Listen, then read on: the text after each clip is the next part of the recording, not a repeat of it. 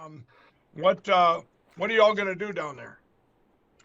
Well, we're bringing in sheriffs from all over the country because I have said, Brandon knows this. I've been on with Brandon for the last 3 or 4 years. Uh, what we have claimed all along is that the sheriffs can stop all the unconstitutional CDC and Biden mandates.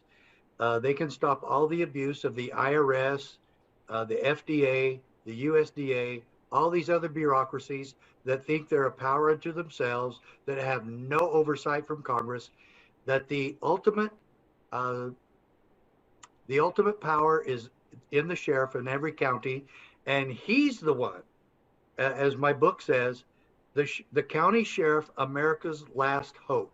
And if we're going to restore liberty in America, it's going to be county by county, one good sheriff at a time, working with his citizens to reestablish our Constitution as the supreme law of the land, county by county. Washington, D.C. is not the solution. They have been allowing all these abuses for years, and I will shout out to William Barr. Mr. Barr, you came out and you told the American people that Donald Trump was wrong, that there was no evidence of voter fraud in 2020. Well, there was in 2018, and there was in 2016, and there was in 2022 right now. But the thing of it is, whether he was or not, can you show me, sir, the investigation you conducted to prove to the American people that there was no voter fraud, or if there was, as all you crooks say, that it wasn't enough to change the election? Please show me the documentation and the investigation. We now have sheriffs doing what you should have done because you lied to the American people, because you never conducted an investigation. Can you show us, Sheriff?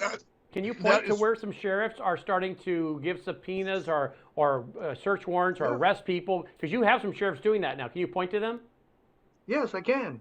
I can point to Southwest Arizona. I was sheriff in Southeast Arizona, Graham County. Yuma County, Sheriff Wilmot has already 16 search warrants and subpoenas, and he's already arrested 3 people, 2 of which, one is an owner of a nonprofit, where usually, I don't know if it's in this case, but that's where the mules who go and stuff the ballot, the receptacles, that's where they go get paid, is at the nonprofit. So Sheriff Wilmot in Yuma County has already made 2 arrests. They've already pled guilty, and they're supposed to be turning state's witness, which we see that you bring up a good, you bring up a good point there, Sheriff. Like in one of the sheriff I remember in Racine County, Wisconsin, he was Sheriff very Maney, bold. He'll be there Tuesday. He'll be there Tuesday. He will. I want to meet him. Yes. How awesome was the investigation?